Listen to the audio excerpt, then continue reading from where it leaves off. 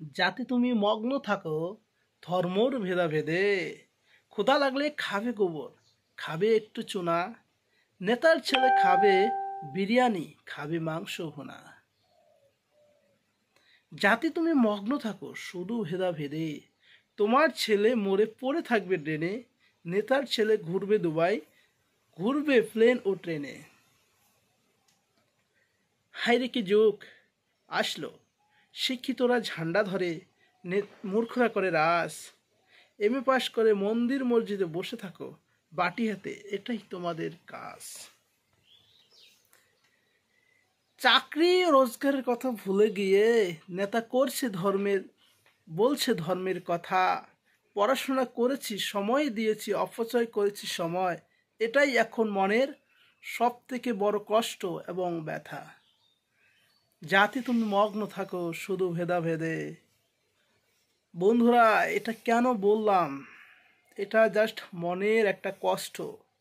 দেখো বন্ধু, বর্তমান সিচুয়েশনস এটা বলতে বাধ্য করেছে, এটুকু বলতে বাধ্য করেছে, কেননা এখন মানুষ এতটাই ধর্মে মগ্ন যে কি বলবো। এখন বলছে গোবর খাওয়া যাবে, চুনা খাওয়া যাবে, মানে কিভাবে মানুষকে, মানুষের ধ্যান, মানুষের যে মাইন্ড সেটাকে ডাইভার্ট করা যায় সেটা নিয়ে আলোচনা করে। নেতারা এখন রোজগার, চাকরি এ সকলের কথা বলে না, তারা এখন ধর্মের নামে মানুষকে বিভ্রান্ত করছে।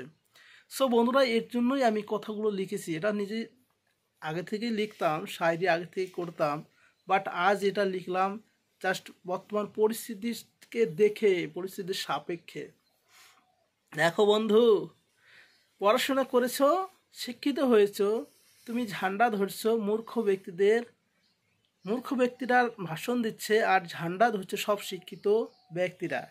এটা থেকে কিন্তু এটা মানে প্রকাশ, মানে একদম প্রমাণ হয়ে গেছে যে বর্তমান সময়টা কোথায় চলে গেছে। এখানে শিক্ষিত ব্যক্তির খুবই মূল্য কম এবং মূল্যহীন। আগে বলতো পড়াশোনা করে যে গাড়ি ঘোড়া চলে সে, এখন হলো পড়াশোনা করে যে লাথি ঘুষি খায় সে, নেতাগিরি করে যে মাছ মাংস খায় সে। সো বন্ধুরা, এটাই প্রচলিত। আমাদের অন্য এরিয়ার কথা বাদ দাও, সব এরিয়াতেই দেখবে কিছু আঙ্গুটা ছাপ নেতা যারা কিনা লাঠি নিয়ে দৌড়াদৌড়ি করতে পারে, তারা দিব্যি স্বাচ্ছন্দ্যভাবে জীবনযাপন করতেছে। এদিকে আমরা এই মনে করো যদি গ্র্যাজুয়েশন অবধি করে থাকো, তাহলে চিন্তা করো কতটা বছর অপচয় করেছো, সেখানে চাকরি বাকরির কোনো খোঁজ নেই। মানুষও এতটা বিভ্রান্ত হয়ে গেছে, এতটা উন্মগ্ন হয়ে গেছে যে নিজের কথা বাদ দিন, নিজের সন্তানের কথা ভেবে হলেও মানুষ এসবে বিভ্রান্ত হতো না। বাট এখন মানুষটা এতটাই বিভ্রান্ত হয়ে গেছে মানুষেরা যে ভালো মন্দ বিবেচনা করছে না, তারা শুধু ধর্ম নিয়ে ব্যস্ত, মন্দির মসজিদ নিয়ে ব্যস্ত। ভাই, পেটে যদি খিদা না থাকে, মানে অন্ন না থাকে, খালি পেটে ধর্ম করা যায় না, এটা মাথায় রাখতে হবে। ওই জন্যই বলেছিলাম ব্যঙ্গ করে যে যে খিদা লাগলে খাবে গোবর, খাবে একটু চুনা। এটা আমি এই জন্যই বলেছি, এটা কখনোই হিন্দু ভাইদের মানে অপমান করার জন্য বলিনি, এটা জাস্ট আমি ছন্দের খাতিরে বলেছি যাতে কিনা মানুষ কিছুটা হলেও বোঝে। ভাই, কথাগুলো যদি খারাপ লাগলে অবশ্যই কমেন্টে জানাবে, আর ভালো লাগলে অবশ্যই শেয়ার করবে। আর সবাইকে শুভ সকালের শুভেচ্ছা, good morning and have a nice day. So দেখতে পাচ্ছ, এটা আমার একটা শপ দোকান। কি করব, এমএ পাস করে এখন বসে আছি, কৃষিকাজ করছি শেষ আগর থেকেই, সেই জন্য সমস্যা হচ্ছে না। বাবার সাথে হেল্প করতাম, এখন কিছুটা হলেও সেটা কাজে দিচ্ছে। সম্পূর্ণ ফোকাস যদি পড়াশোনায় করতাম, তো অনেকেই বলতে পারো অনেকে চাকরি হয়েছে। হ্যাঁ হয়েছে, হয়নি এমনটা নয়, প্রায় 99% লোকের চাকরি হয়নি, 1% লোকের চাকরি হয়েছে, তাও বেশিরভাগ ঘুষ দিয়ে। যাদের কিনা অর্থনৈতিক মানে স্বাবলম্বী আছে, যারা অর্থনৈতিক দিক দিয়ে স্বাবলম্বী আছে তাদের হয়েছে। আর যাদের অর্থনৈতিক স্বাবলম্বী যারা নয় নয় যেমনটা কি আমরা মধ্যবিত্ত ফ্যামিলির ছেলেপেলে, আমাদের পক্ষে 10 লাখ দেওয়া সম্ভব নয়, চাকরি নেওয়া সম্ভব নয়। সো এটা আমাদের রাজ্যে নাই, সব রাজ্যেই এমনটা হচ্ছে, বিজেপি শাসিত রাজ্যেও হচ্ছে। এখন দু চার কথা কাশ্মীর ইস্যুটা নিয়ে না বললেই নয়।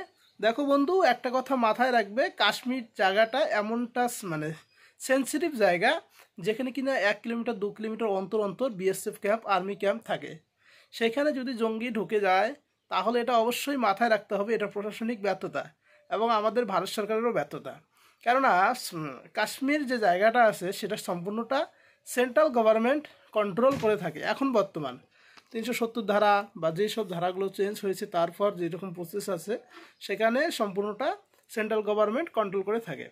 এখানে যদি জঙ্গি হামলা হয় এবং কিছু লোক মারা গিয়ে থাকে, সেটা অবশ্যই আমাদের ভারত সরকার তথা নরেন্দ্র মোদীর সরকারের ব্যর্থতা। তারপরে তারা পাকিস্তান পাকিস্তান পাকিস্তান করছে, কেননা এটা করার কারণ হলো যাতে কিনা এই যে ঘটনাটা হয়েছে সেটাকে ডাইভার্ট করা যায়। মানুষের তো ভোতা বুদ্ধি, মানুষ তো সেটা চিন্তা করবে না। আরে ভাই, জনতার দেওয়া ট্যাক্সের টাকা দিয়ে এত আর্মি সিআরপিএফ পোষার কারণ কি?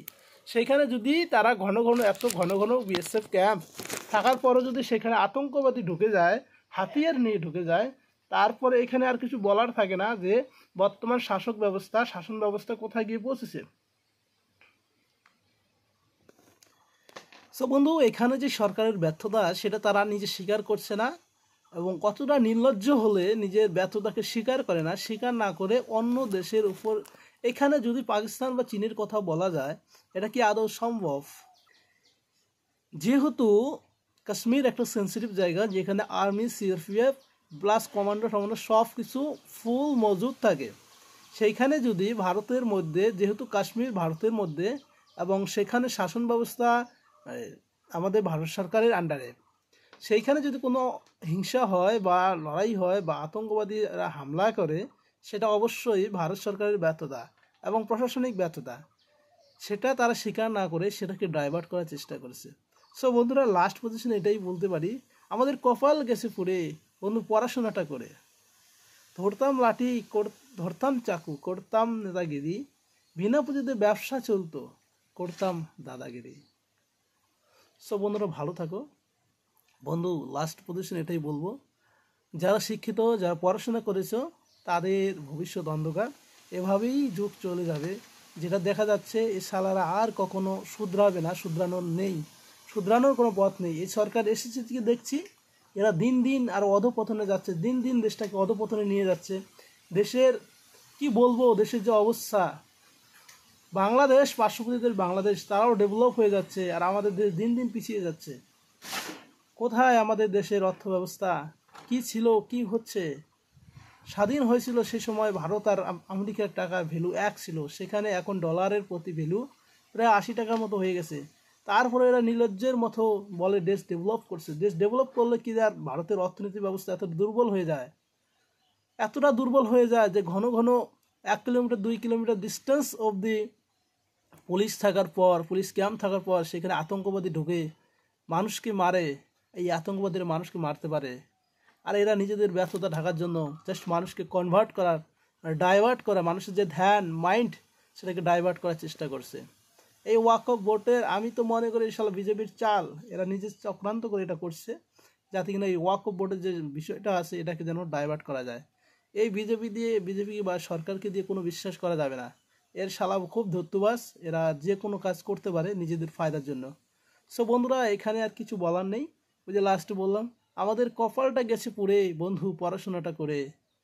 ধরতাম লাঠি, ধরতাম চাকু, করতাম নেতাগিরি, বিনা পুঁজিতে ব্যবসা চলতো, করতাম দাদাগিরি।